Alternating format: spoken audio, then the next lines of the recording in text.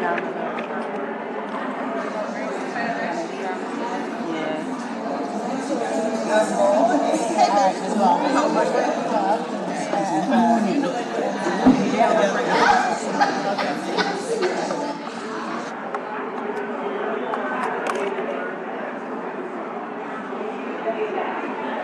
do the roll call, Madam Clerk. We're all here. Roll call.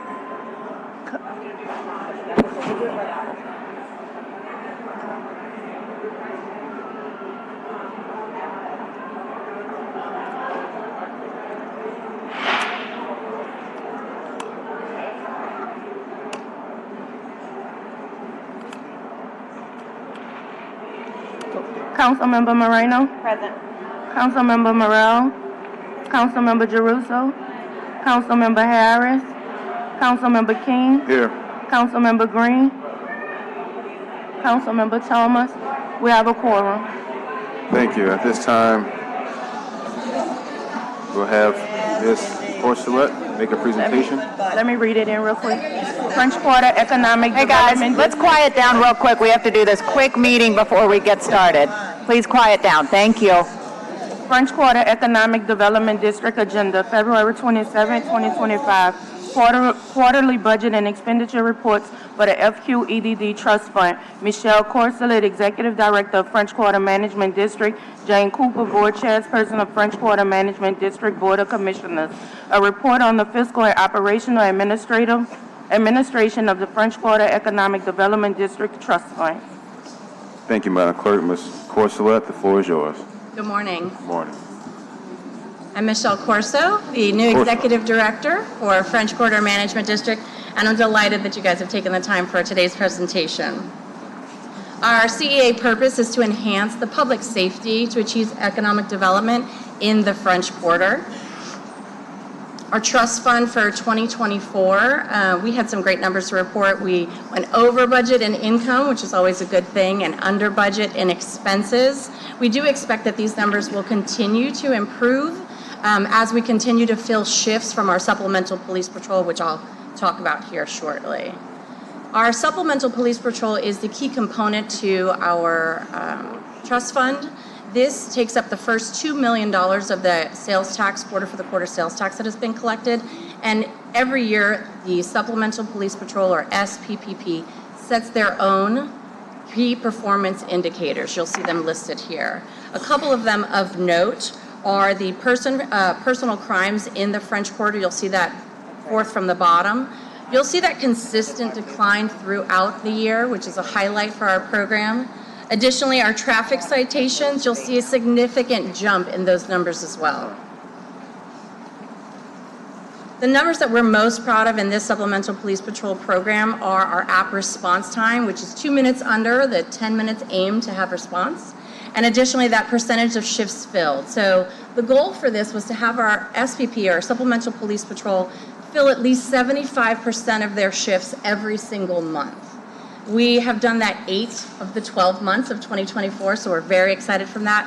We started at 69% in January of 2024 and ended at 97%, a high at the end of the year.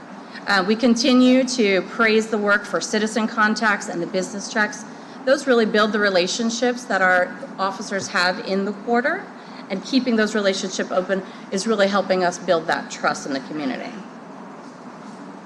Additional KPIs for our SPPP, as you can see here, there really just can't be enough praise given to this program. Crime is down 19% in the 8th District. Property crimes are down 14% specifically. In May, Sergeant Caslin reported that the SPPP did a great job of curbing illegal parking, issuing more than 4 times the amount of traffic citations than the month before. That great increase got him praise from the fire department, saying that they had a significantly easier time navigating through the quarter. In November, 4 felony gun arrests were made, including 1 linked to child sex trafficking.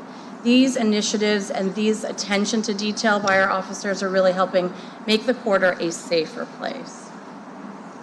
Another one of our public safety programs is TASNO.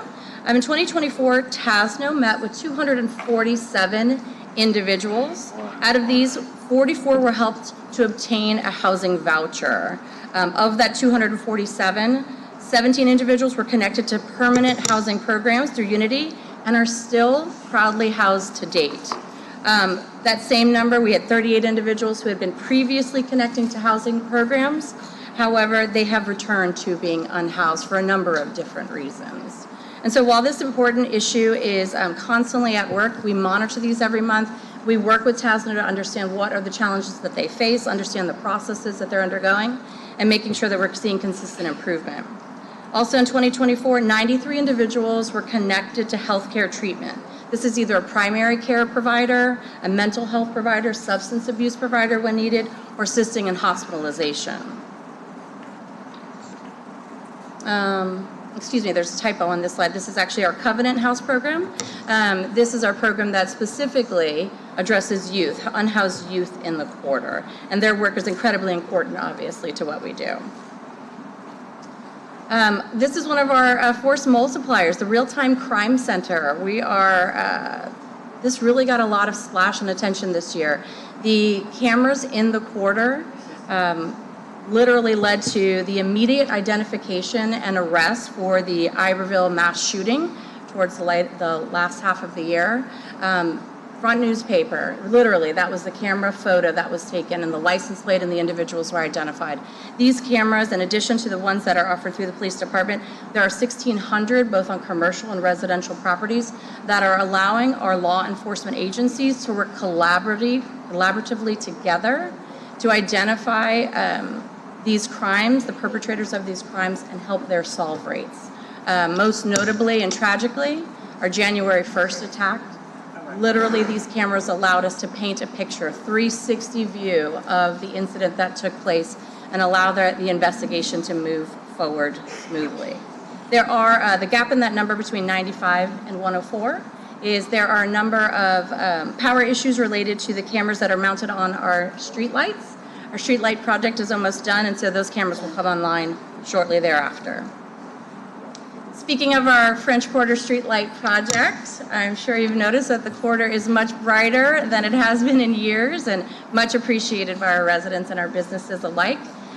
We expect that this project will be completed in the next 10 days, Mardi Gras asterisk there. But most importantly, we completed 90% of this work before Super Bowl and really had a good showing. So we're excited to bring a report that that project has been completed. Finally, we're looking ahead. We're already into 2025. These funds are provided by the Quarter for the Quarter sales tax. We will be renewing this sales tax this year. We are working hard right now to gain feedback and insight from our community members, our business owners, our organizations in the quarter to bring that information to each and every one of you to understand what are your concerns, what are your perspectives, how can we have a successful renewal of this program in 2025 so that we can continue to be good stewards of these funds and make the French Quarter a better place to live, work, and visit. That's it. I want to acknowledge Councilmember Harris, who joined us. Any comments, Councilmember Green? So you would, without a doubt, say that the French Quarter is safer now than it was 2 years ago? Absolutely. Absolutely. The numbers show that. Yes. You would also say that surveillance, which some people have formed organizations around that because of their opposition to it, has helped to keep the French Quarter safer. That is what our supplemental police patrol, our upper border patrol, all of our law enforcement agencies, yes, it's just that. It's important to state it on the record. Technology works. That's fine. Councilman Thomas, you're absolutely right. Technology works. It does. Yeah, you know there's a reason that I'm saying all this because somebody's going to call and say, oh, what about all this surveillance going on in the quarter? Well, it's helping to keep people safer. So thank you for that. Indeed. Could you also comment on the progress, if you will, that has been made relative to housing those who are unhoused and explain why 38 people would be housed and then come back? And maybe you don't know the exact answer, so if you don't, I understand that. You can get back to me. But these are people who were housed, who were provided with permanent housing, and then wound up back in the French Quarter? Yes, that's Could you correct. comment on that, please? So I'm actually going to defer to Maite Hernandez. I brought the right individuals who can answer that information. She works day in, day out in that program. Okay. And speak to that number specifically. Okay. And Councilman King, I appreciate your indulgence. This is stretching it out a little bit more, but it's the same question that I ask every time, that's all. Every time. Hi, good morning. First of all, thank you for your continuous investment and support in helping unhoused individuals improve their quality of life. Regarding those unhoused individuals, there's different reasons why that could happen. One, we try to provide supportive services. That's part of the program. Sometimes there is something that happens between that connection between those supportive services, that there's a lack with that. And then that promotes the individual to feel unsafe, to not have those services needed for that transition between unhoused and being housed. To feel unsafe in the housing that they've been provided, Yes. so they feel safer coming back to the street to live on Decatur Street under a blanket in the cold and heat. Yeah, so there's a lot I of know you have a very difficult job, but I want the public to understand Of that it's not course. because people are losing their jobs, it's not because their rents are so high sometimes, it's because there are mental sometimes challenges. And maybe Yes. you can feel free to use that word. I think that we course. need to be able to address what the facts are, because it may help us to be able to provide even more resources or go to the state for assistance. Definitely, and thank you for bringing that up. There's a lot of mental health challenges that lead up to that. We have to understand like the psychology behind that. Able-bodied individuals, when there's a move, there's a challenge with that. Somebody that has been unhoused for some time, that they've created their environment around being outside, sometimes that transition might create triggers, might destabilize them even more, especially if they're not connected to those services that they need. Okay, I want to help. That's why I bring this up. And I know you. Councilman King is a strong supporter of having everyone who can be housed to be housed in a safer situation where they have running water, where they can lock a door, where they have lighting, where they can be protected in instances of someone who wants to prey on them. And so I'm going to continue to ask the same question, but I'm glad to see that there were a number of people who were housed.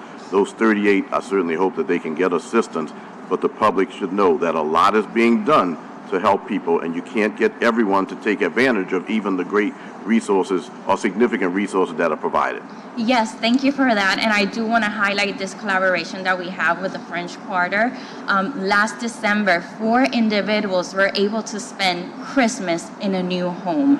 That means 4 individuals were out of the street, had keys, and spent that December 25th in a new home. So that's thanks to this collaboration. In addition to that, 17 individuals last year received keys to a home, and 44 individuals have a chance, now that they're connected to a program, to a housing program, to receiving that home. So thanks for the assistance and the investment again in that collaboration, and thank you again to the French Quarter for the help. Okay. Councilmember Moreno. Councilmember Green, thank you for bringing up this particular issue of really case management once someone is housed, because this is something that myself, Councilwoman Harris, the City Council, Councilmember Green as well, our City Health Department, our City Homeless Services, that we always talk about really Unity needing to step up their game. That when it comes to, getting someone housed, that's great, but you can't just be like, here are your keys and now you're good to go. When we are housing individuals who have been unhoused for so long, the necessity for those wraparound services once they are housed is what is going to keep them housed. And so I'm so glad that you're bringing this up again, because we, the City Council, will continue to push on ensuring that there is that robust case management once they are housed. And honestly, in my opinion, that's probably going to be what turns out to be the solution to the homeless problem in New Orleans, so that it isn't this repetitive cycle. It's like we got someone in and now they're back out on the street. We got someone in, now they're back out on the street. If we have that case management on the back end, once we get someone housed, that's going to be the real game changer. So thank you for bringing that up again. Thank you. Any other comments, questions, or concerns? I want to highlight or just acknowledge Mr. Pendleton, Ms. Dietz, who does a great job partnering with COPS, with COPS 8, partnering with the 8th District, and Ms. Cooper. Always thank you for your help and support in taking care of the French Quarter. If there's nothing else, I'll make a motion to adjourn. Second by Councilmember Green. All right. Meeting's adjourned. Thank you. All Okay, thank you. vote. All in favor, say Aye. aye. Thank you. 5 yeas, no nays. Thank you. Meeting's adjourned. All right. I have one additional proclamation to make, and this is for another exceptional employee. We just had one for, I believe it was 26 years of service in the Department of Finance, and now we have one for 39 years working for the City of New Orleans in many capacities. Miss Rhonda Molo, come on up. She brought her best friend Wanda with her. Anyone else you want to bring up? Okay, good. Romy, come on up with your team as well.